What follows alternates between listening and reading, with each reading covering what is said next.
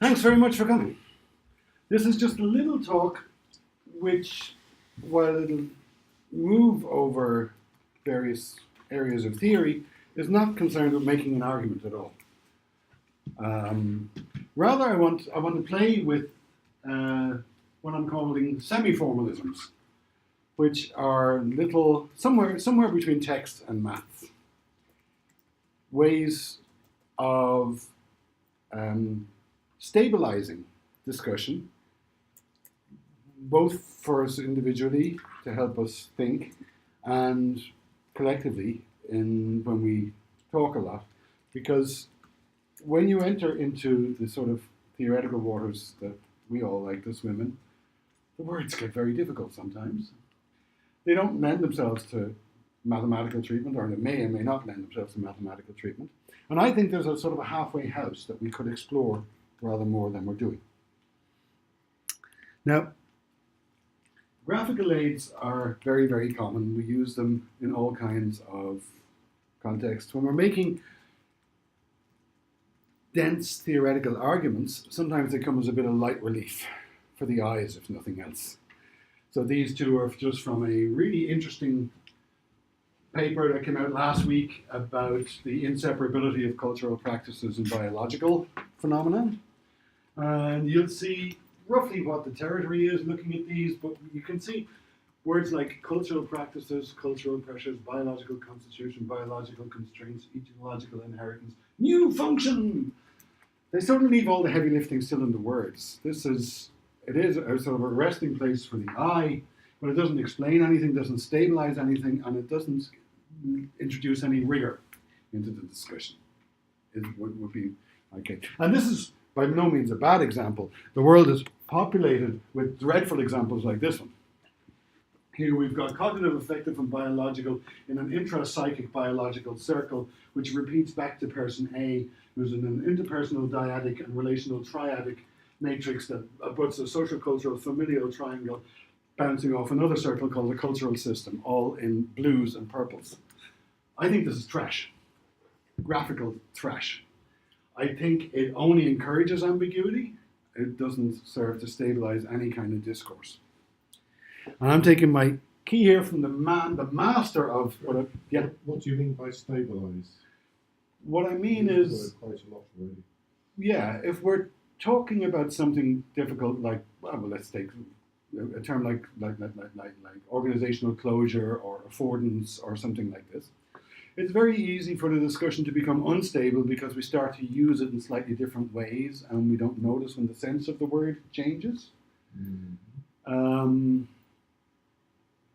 One reason that we use mathematics is precisely to stabilize, so that when if we say x means velocity, then thereafter, when x appears, we know what x means, and if we're talking in words, we may interchange velocity with speed, and speed is not quite the same thing as velocity. Is it something like, in debating, people will say, and the dictionary says that so-and-so means, and they try to fix and agree. Yeah, that never works very well, does it? Sort of thing?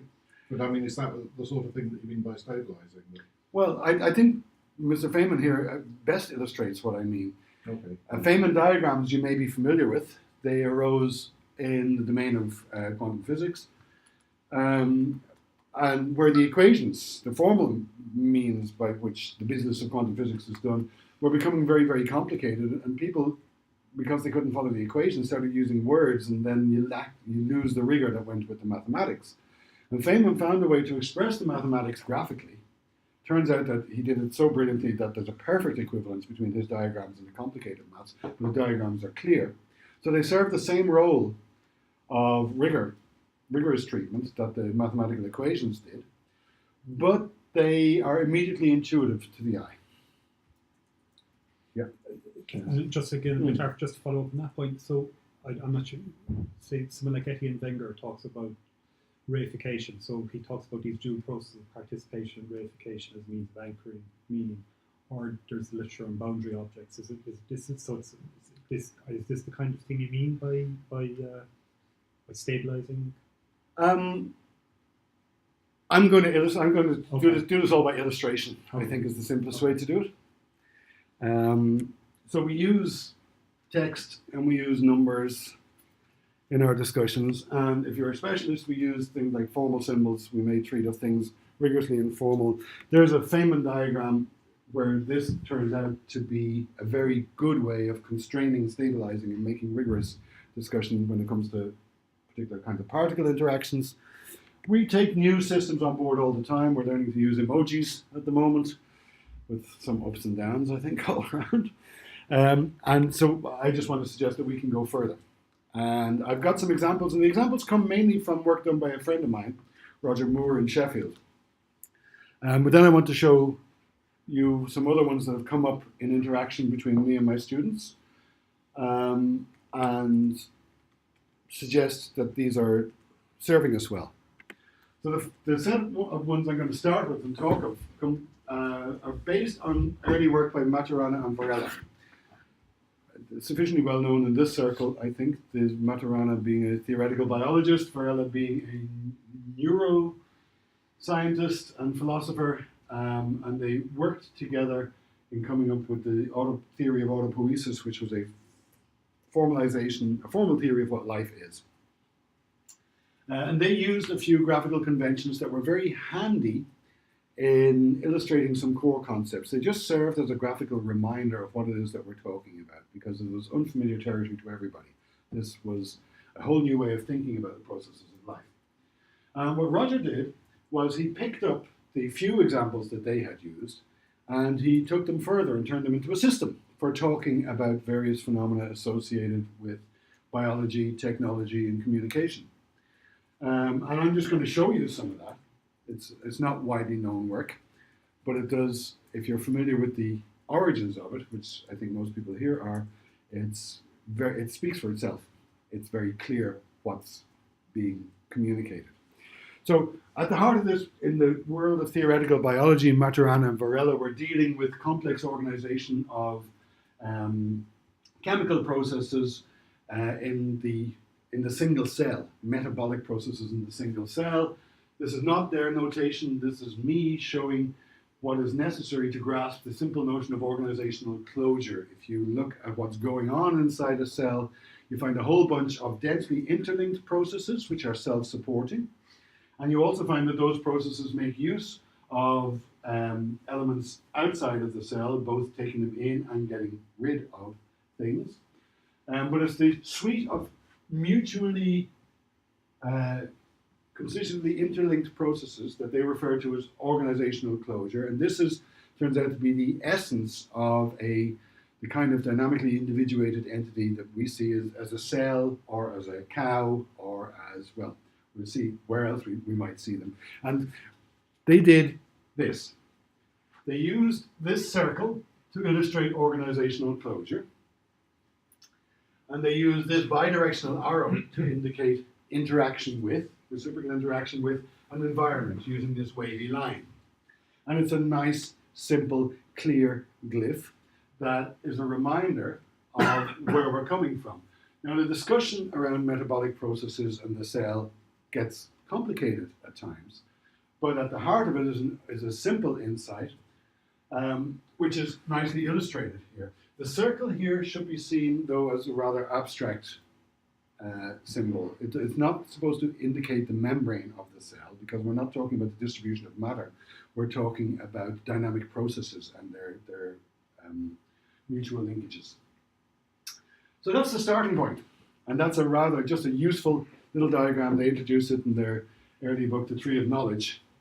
And they used it and they elaborated on it. They showed, for example, as they elaborated on what they were talking about, a thing called structural coupling, they showed that if you have multiple systems like this, which are part of the environment for each other, so if this operational closure is in reciprocal interaction with this one, then they become interlinked, and there's various ways they can become interlinked. We know from following the history of life that one thing that can happen is that one domain incorporates the other, so they become a single domain. This seems to have happened with the formation of eukaryotic cells long ago, where the nucleus, what is now the nucleus of a cell, was originally an independent entity, but they became fused. Another thing that can happen is they can glom together and form a larger domain without actually breaking up. And this gives us multicellular levels of organization. They're using the term metacellular here to simply suggest that there's ways in which these can combine where they don't have to give up their own individual organization. They then go on to talk about, to take these concepts and apply them to multicellular organisms like humans and dogs and such.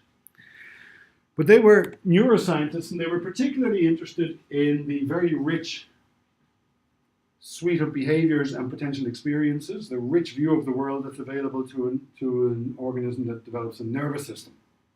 So they were asking specifically about nervous systems and what did they offer organisms. And the nervous system itself can be seen as a closed system, which is engages in reciprocal interaction with the rest of the body.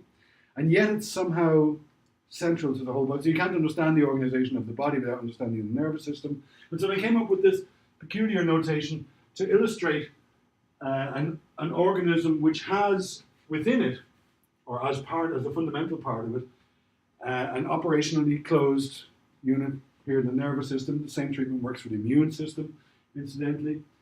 And so this is a cognitive domain, an entity which has a suitably powerful, self-contained system like the nervous system will be what they call a cognitive entity. It will be capable of appearing as an agent, acting in its world, and will have a sophisticated range of behaviors in its world. And this is the last one now from Materialism and Varella's work. This work has been elaborated further to illustrate forms of interaction which give rise to larger and larger unities.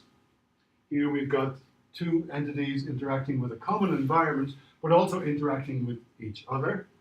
And in the language of Maturana and Varela, any one of these entities, through its action, enacts a world. That is, it comes into being as a subject with a perspective on a particular world at any time. And when the goings-on of multiple organisms become entangled in this way, we have a way of understanding how it is that sentient, knowing beings come to inhabit a shared world. That's the promise of this kind of work, and I'm not here to make arguments for or against it. I'm just going over this familiar ground. I hope this notion of participatory sense-making is nicely illustrated here. The words are ugly. I think the diagram illustrates it rather nicely. So from this basis, Roger Moore from Computer Science in Sheffield started thinking, well, this is actually quite expressive here, and we could develop sort of a richer set of pictograms. And he works in technology, so he started off with this way of characterizing a machine. And this way of characterizing a self-repairing machine, which is entirely analogous to the organizational closure found in the cell, in that this is a machine which enacts some kind of a self. By being self-repairing, it persists as a unity over time. And then, because he's using square corners for machines, he can go on and say, well, if you wanted to design a cognitive machine, if you were claiming that you have a cognitive machine, your Roomba, for example, is cognitive, or your suite of servers, I don't know, we could use the same notation. So this is not to argue for or against any particular theories, to show that what we were just talking about in the biological realm can be expressed in the technological realm. If we're having difficult discussions, for example, about whether a machine can ever be conscious or not, this would be a useful kind of suite of tools to have for this. And now it gets kind of funky because we have quite a few letters. Let's make some words. Here's a nice way of describing what it is to have an artificial prosthesis. If you have Jamie Lannister with his fake hand, for example. So we've got a corner in what was otherwise a biological entity. And here's something very similar, but it's a biological implant into a machine. So there are, at the moment, robots, for example, that have some nervous tissue implanted in them, and that would be a good way of describing those. You're familiar with the idea of a cyborg, which is sort of part human, part machine.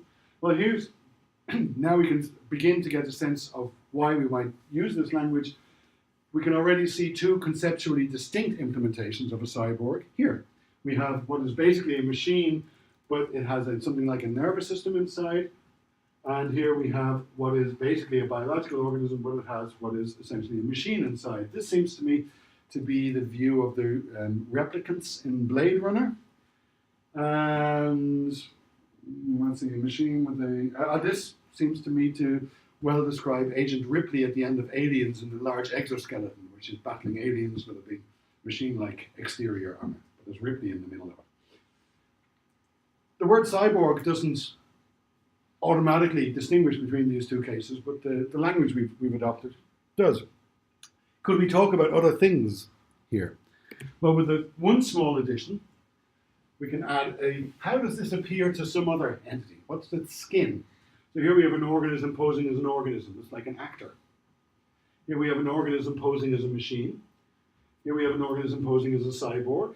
Here we have a machine pretending to be an organism, a machine pretending to be a different machine, and here we have a machine pretending to be a cyborg. So we get an expressive vocabulary here if we wanted to differentiate between the way a machine is constituted and how it appears to someone else, or even processes of deceit. In the social participatory sense-making example that we saw, there were only two entities, but we can identify different forms of sociality here by drawing different kinds of topologies. So here we've got a monarchy where there's only one thing is connected to everything else. Here we've got a chain, we've got clusters, loops, hierarchies. We can describe different forms of topologies of social organization in a straightforward way here. And look how difficult those words are to say. A topology of social organization kind of stumbles in the mouth, but we can illustrate it. That's what I really like about these, is the expressive power without tripping up over words. The interaction with the environment lends itself to further development as well. In this case, we have two physical entities which are coupled through the environment. So if you've seen videos of metronomes synchronizing, for example, through the little vibrations in the wood, as in Christian Huygens' clocks, that would be well described here. Here we have two biological entities which are interacting directly and through their environment, and here we have something more akin to message passing. So this is quite like speaking to someone in their presence, and this is quite like exchanging letters to someone. So this lays down something in the environment which affects this. Or ants laying a pheromone trail, for example, are communicating this way.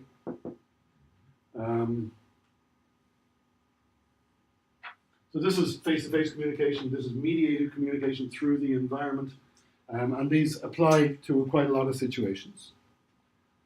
Another element that we can extend here is these little arrows to distinguish between active and passive radiation and sensing. So active broadcast and active sensing, and passive radiation are different ways in which we meet our environment. So active sensing would be a fish monitoring its electric field, for example. Passive sensing might be a plant's sensitivity to ambient temperature. So the fish is moving around, they're swimming in the electric field, seeking out elements, whereas the plant is just sitting there being affected by the ambient temperature. A chemical pheromone given off might be passive radiation, and we've got an active active broadcast. Yes, a bird's alarm call, for example, would be an example of something deliberately sent off as a signal to others in the environment. So we're beginning to expand the initial vocabulary to enable discussion about communication, I suppose. I can't see any difference between your top ones and your bottom ones. Sorry, these have dashed lines, these have solid lines. Oh, okay. Oh, I'm sorry. Then the dashed lines indicate passivity and the solid lines indicate activity. Perhaps I should be sitting closer. These are both solid lines. We've got directional signaling here, directional sensing there. And this opens up the ability to capture certain forms of co-being with your environment, ways of appearing in your environment. Here we have something, for example, we've got solid lines coming in with dashed lines going out, because this is hiding behind a bit of the environment, which limits its ability to actively sense. Just as if you're hiding underneath a rug, you can't look out and see whether the bear is there or not. Here we have an entity which is pretending to be a bit of the environment. So it's got a skin which is environment shaped. So we can discuss camouflage. Again, I'm not making a theoretical point about camouflage, merely showing how these very few graphical elements can be used in developing quite sophisticated discourses about various forms of social interaction, various ways of being together. This is still Roger's work. Here he thinks about the notion of representation. Yeah, straightforward mental representation, good old-fashioned thoughts and stuff. So here's something, an entity, a cognitive entity representing its environment. Here's the cognitive entity representing another unity's behavior in the same environment. Here it is representing another unit's internal states, because we've got the additional cognitive closure. So we're representing, so this would be like a theory of mind account, if I attribute beliefs and desires to John there, for example. Here we've got the same sort of thing, but thinking about an entity which is not present, it's in a different environment. And here we've got a recursive mind-reading case where you represent another unity's model of the first unity, and we go down the rabbit hole. You can represent something which represents you, which represents, and so on. Which is interesting when you get into a representational framework. We all know that there are certain pitfalls that arise, but one thing that regularly happens is you get this regress. If I represent you, representing me, representing you, representing me, representing you, there's no reason for that ever to stop. And this symbol, which is not from Roger, this is from Spencer Brown's work, which Varela picked up on, can be used as a shorthand for this notion of re-entry or recursive regression, when you fall down the recursive rabbit hole. We'll come back to that. This is the last of Roger's contributions here. Here you've got a unity thinking about itself in a different context. Here you've got a unity thinking about itself thinking. And here you've got a unity holding an internal dialogue with itself. So you have a Bakhtinian combination of Cartesian metaphysics and Bakhtinian dialogue. Which is not to make claims for or against anything. It's merely to show that you can do a lot with a very few little letters. So I thought you might be interested to see that the basic graphical shorthands introduced by Maturana and Varela admit of so much fecundity when further developed.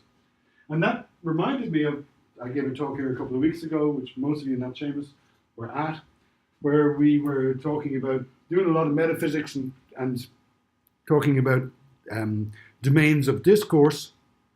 And we use this symbol, H, for the ineffable, unrepresentable ground of being, which is the reality of the present. If you were present at the talk, that would make sense. If you weren't, that might be a bit mysterious. And P for the words, symbols, glyphs, and so on that we use in any given domain of discourse, the representations that we use.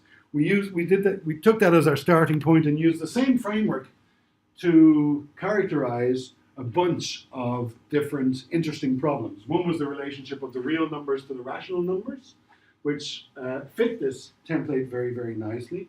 These were distinct, enumerable, and ordered. Here we have a larger set of infinity, no strict individuality. We have difficulty, as Arthur correctly pointed out, in even naming most entities down here, whereas everything up here can be named. Well, that's a very familiar domain, but we were able to use exactly the same format to relate two different views of time, the presentist Mactaggart's A to the clock time, extending chronometrically from the past to the future. Here, that fitted the same thing, and we were able to use the same framework for discussing axiomatic systems, where we discussed Euclid's geometry with its 5 axioms presumed true. So these were statements, therefore they lie in P, which were presumed to be tethered, because they were true, to the indubitable ground of reality. And we saw that non-Euclidean geometry varies those, and so we can represent that by just changing the tethering of the representational domain to the present in that way. So it's just, again, a graphical shorthand. And we got into lots of metaphysics, and I'm still chasing this rabbit around. You can use this to discuss ontology, the use of names, and I hope magic invocations someday. In general, in most of these cases, when something is in P, we say it exists or it doesn't exist within the domain of discourse, and we save the appellation real for things which are indubitably present. That was where we went with that, and it lended itself to some of the same purposes that Roger was after. So in Roger's case here, we had different ways of thinking about thinking.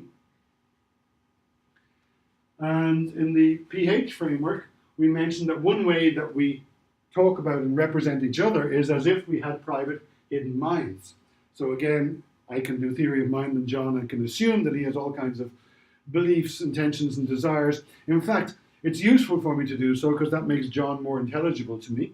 And I can see that as a heuristic, as a useful way of going about my business without insisting that those beliefs have any, for example, material reality or be expressed in neural tissue or serve anything other than working to make John intelligible to me. And that was here where we said, yes, these exist, people exist, John exists clearly, but my postulation of a mind here is not to be granted any essential reality. It serves merely instrumentally to make John more intelligible to me. So much the same purposes as Roger's kind of glyphs here were going on here. And now I just want to augment this with some new glyphs that are proving useful in some of the discussions that we're having currently. This is particularly some with Mark and mostly with Abby. So, and these have to do with entanglement and what we might call social materialism or new materialism. I'm going to start just by showing, just coming back to Maturana and Varela. Maturana was a biologist. Varela's interests were more wide-ranging, and they parted company and they disagreed to a large measure as the years went on about where their theories should go. Varela was very mathematically oriented, and he developed a formalization of the theory of autopoiesis using the mathematics of George Spencer Brown, which Maturana did not like. He thought you shouldn't formalize in a domain that you don't really understand. And he thought we don't really understand the biological domain that we started off with well enough to admit formalization. Varela said, to hell with it, we'll formalize anyway. So what Varela was doing was he was taking the basic theories that they had come up with to talk about cells and organisms, and he was applying them much more generally. He was applying them in a systems theoretical fashion. So here I've taken out this nervous system, which always made me nervous, to be honest with you. We're going to talk about simply a dynamically individuated system, and now we could use this to discuss the mode of being of a whirlpool, of a book club, of a mosh pit, of a scientific journal. If we're talking about a book club, for example, the environment is not going to be the physical environment. The environment is going to be the set of potential books and readers and people's houses that we might make use of. If we're talking about a scientific journal, then the environment is going to be the competing journals and all the other forms of media that are competing for attention and the other places scientific work goes. But the same basic ideas, much the same basic idea can be drawn on here. So the same idea that we become entangled with one another, that can apply not only to cells and living beings, but I make use of this in my discussion of joint speech or chanting. But you can see the activity of the United Nations, where the entities here are the individual nations. You could see that as an elaboration using the same sort of thinking tools, but in a very, very different domain to the goings-on between nations. So that's one odd elaboration. Here's another one. This, I think, is still clunky, but I've been talking with Mark a lot about how we might think of our constitutive entanglement in the present. Well, I'm not sure whether I've got this across to you. Well, at the back of my mind here is an idea which comes from Buddhism. Now, you know that the psychological postulate of the individual mind, or the self-contained cognitive system, I regard largely as being a the product of a Christian culture. And in Buddhism, there's the notion of anatman, or no persistent experiential domain, no mind, no self. How might one express that? I see that as a worthy scientific challenge. I think it would be worth trying to develop science in this area. And I'm going to take some of Feynman's tools here and note that at the present moment, 1, 2, 3, 4, 5, there's 6 people here in the room, and we are all constitutively entangled. There's no element of my experience which is separate from yours. I mean, my experience is not your experience, but I am reciprocally influenced by you and you by me as we sit here. So we are not separable. Right? Now, later on, we'll all go our ways, and you'll go walk down the hall, and I'll go walk down the other hall, and we'll come out of it utterly changed as a result of this talk. Right? We are changed as a result of this talk. So we go in to this talk as one being, and we come out as another being. But it's important to note that these hypothetical, autonomous, separable entities are fictions. What's real is the entanglement, and as you go out of here, you will be entangled in other situations, with other people, in other contexts, with the world around you. You're entangled with your bike, you're entangled with the sky above the head. You are never free of context. So this is a way of describing the challenge that we face as we try to develop a science of no self. It is to articulate a story in which these are fictions and this mutual entanglement in the present is real. Might be setting the bar high, but at least I can use a nice diagram for doing it. So I was having some discussions with Abby recently, and we were discussing the work of Karen Barad, whose work Meeting the Universe Halfway is proving very influential at the moment. And it gets into difficult metaphysical territory. Karen Barad is a physicist, quantum physicist, no less, a theoretical quantum physicist, whose work confronts the entanglement of the observer with the phenomena being observed very directly. And so we're getting into difficult metaphysical territory, and I think I find myself being tripped up by the words all the time. And so what's I'm going to show you now came out of trying to stabilize my thoughts in this area. And we start with the challenge of describing something which I hope most people have heard of, the Kantian distinction between noumena and phenomena. The idea is that in your lived experience, you encounter only phenomena. There is a world out there which gave rise to that, but you have no direct access to the world. Your access is mediated through your senses, leading to, down the line, leading ultimately to something like the representational theory of mind. Not something Kant can be held accountable for, but this is a basic metaphysical picture, which is that your experience is the world of the phenomena. The real world is unknowable to you, and your senses are the means by which you make contact with the real world. So I was thinking, how could we, given the questions that we're going to address in Barad's work, could we even just work graphically with this? And lots of people have tried. If you go and do an image search, you end up with this kind of crap. This is the things in themselves, this is the phenomena, and they're linked. I don't find that graphic helpful. And I don't find that graphic helpful. This is the phenomenal mental world, this is the noumenal real world, and this line is called understanding. I don't find that very helpful. And this one I don't find helpful. Here's the phenomenal realm, like a cinema screen inside the head, and here's stuff. Just helpful, like if I'm trying to learn Kant's theory, right? I've never came across it before. You know, the thing that will be helpful might be different than once I've learned it and then I want to. True. You know, so helpful becomes true. Text-based too. But I think I cracked the nut. Here's one. This is how I'm going to do it. Let the inner element O represent something you observe. So this is the table as it appears to me. Let the arrows indicate the observed property of it. A table has properties. Right? In this case, you can imagine the O bouncing up and down, if you like. Let the brackets represent the means by which you observe. Now we can do Kant. Here's Kant. This is the sensory apparatus for Kant. This is the phenomenon. And the Ding an sich has no necessary relation to this. There's no need to posit that the phenomena should be intelligible in terms of the Ding an sich. That's why I've drawn the being as a triangle and the phenomenon as a circle. So that captures the Kantian situation, but this works also for Barad and Bohr and Heisenberg, which is why I want to suggest it. So this is Karen Barad's work, Meeting the Universe Halfway. That's her. And for Karen Barad and Niels Bohr, who stands in the background here, the object and the measuring agency are inseparable. Now this comes out of physical experiments in which light sometimes appears as a wave and sometimes appears as a particle, depending on how you set up the measuring apparatus. You measure it this way, it looks one way. You measure it that way, it looks another way. And you go, what the hell's going on? You're all familiar with that the quantum world is weird.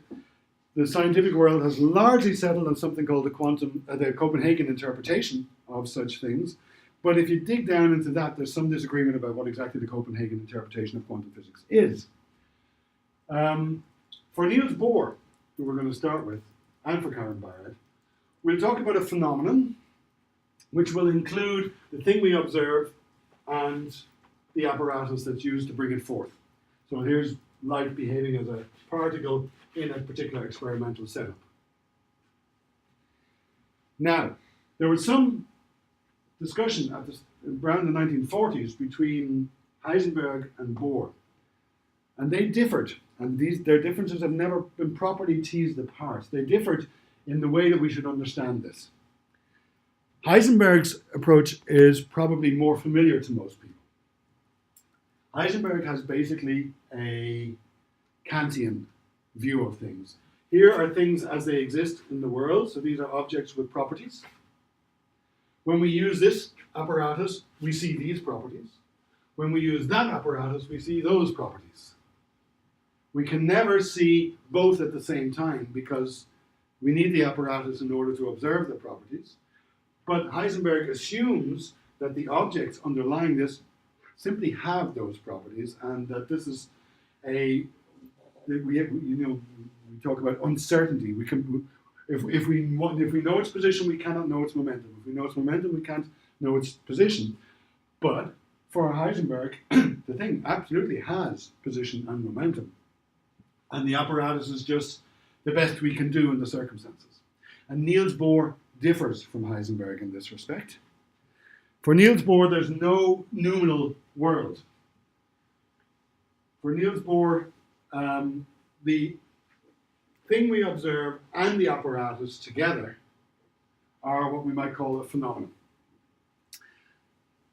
We have no license to attribute this to something which independently exists, that we could describe in any way, independently of the apparatus used to bring it forth. In fact, for both Bohr and Barad, the difference, we've got a composite thing here, which is the apparatus and the thing that we see, the object, right? Now for Kant, remember, this was simply the phenomenon, this was the sensory apparatus. But here we're talking about experimental apparatus. For both Barad and Bohr, the cut between this and this, the way that we distinguish between the thing we think we see in the world and the means by which we see it, is negotiable. If we can, it's as they say, enacted. The distinction between that differentiates the object from the apparatus is enacted. And Bohr gave this illustration of it, which I think works. I'm going to use this, pretend this is a stick. And I'm going to close my eyes and I'm going to walk around, and eventually I'm going to bump into something. Now this was just sitting loosely on my hand, right? And I noticed that I bumped into something because the scissors moved, the stick moved, right? And I felt that on my hand. I don't actually know which end of the stick got hit, whether it was pushed here or pushed there or something like this, because really there's a separation between my hand and the stick. Now I can use the stick in an entirely different way. I can wield it. Incorporation would be Merleau-Ponty's term here. And I can probe the world like this. And now when the stick hits something, that's where I know it's at the end of the stick, because I'm using the stick as if the stick were part of my body. In that case, Me, the stick, and the room are present in each case, but the cut between the agent and the world is different in the two cases. In one case, the cut lies between the hand and the scissors, and in the other case, the cut lies between the scissors and the room. And the difference, where that border lies, is not an ontological difference. It depends on what I do. It depends how I wield it. Whether I let it rest here, like that, or whether I wield it like this. This is what they mean when they say that the border between these two is enacted. It's brought into being by the activities of those involved. So using these little diagrams, we're able to discuss Kant's view, Heisenberg's view, and Bohr's view. And now we're going to distinguish between Bohr's view and Barad's view as well, just to see how far we can go. Oh, sorry, this is it. So when I balance the scissors on my hand, the scissors belongs to the world. And when I wield it, it belongs to my body, as it were. Now, between Bohr and Barad, there is a disagreement, which is we're still trying to come to terms with, to be honest with you. But for Bohr, this is just the apparatus. And when we think of apparatus, we're thinking in the same way that Bohr is thinking of apparatus, we're thinking of the machine that gives rise to it, or the experimental room in which the experiment is conducted. The scientist is still sort of separate from that. For Barad, this is not merely material, it's material discursive. So what's involved is not just the apparatus, but the scientist and the scientist's habits and the funding agencies and the room in which it happens and the time of day, and there's an awful lot more. So for Barad, for Bohr, the apparatus is our normal linguistic use of that, it's the machine. For Bohr, however, for Barad, the object and the apparatus themselves are embedded. And we can study their embedding, but in order to do so, we have to make a phenomenon of, we have to find a means of studying this as a whole, which means we recursively bracket it. So now we want to understand how do the experimental practices that give rise to light appearing as a photon, how do they come about? Well, what we've got to do is we've got to find a means of studying those. Under which circumstances do scientists agree on these kind of things? What are the set of practices in which these are embedded? What Barad is pointing to is the complexity of the social world in which once you start to question the constraints that gave rise to something, you become aware that what you thought was fixed was actually held in place by other practices, by other structures outside. And so we end up with this recursive descent back into the complexity of the world. Now, physicists have to work very hard to get to this point where their observations become so dependent on the apparatus that you see something different, that you see light as a particle and you see light as a wave. It took a long time in physics to get that there. But if you're in the softer sciences, this doesn't actually come as news. So psychologists or linguists really ought to be taught this at the very, very start. So from the domain of psychology, for example, there's a theoretical construct called working memory. Now we're so familiar to this has become so widespread that you probably believe you have a working memory, and you might ask, well, how does my working...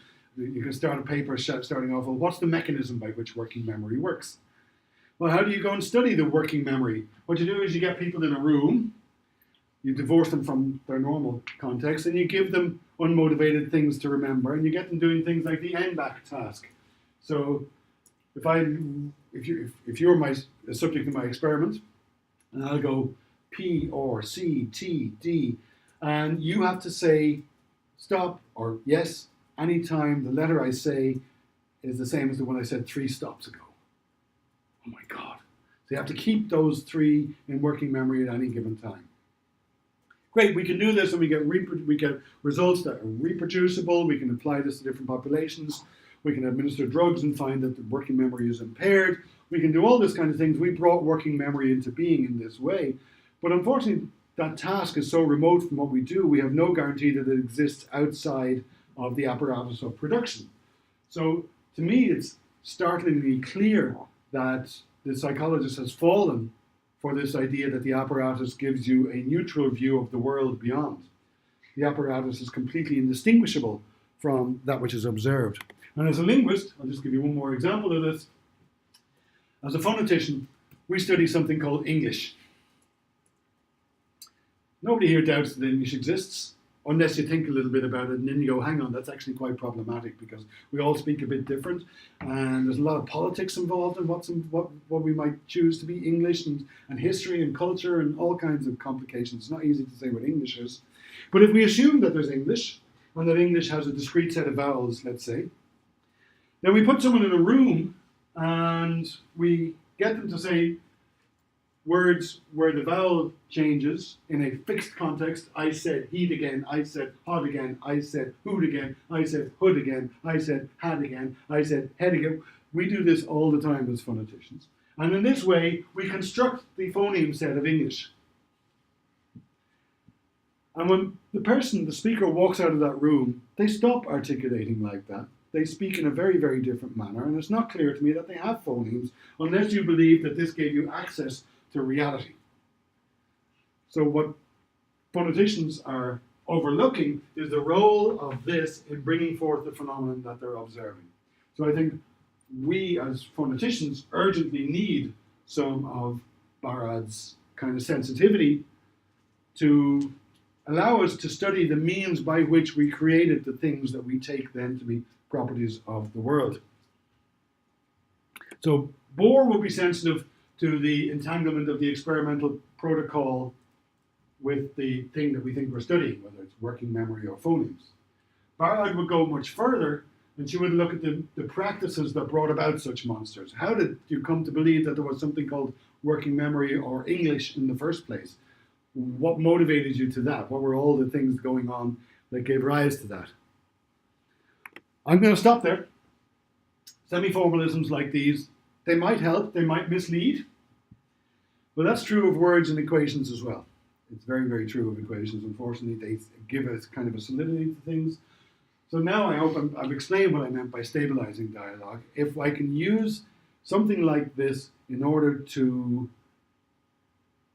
think about Kant and then think about Heisenberg and then think about Bohr and then think about Barad, that's stabilization, because words use apparatus, phenomenon, noumenon. These words vary from speaker to speaker, but they're all sort of talking around the same thing, so that something like this might help to stabilize it. So I'll shut up there.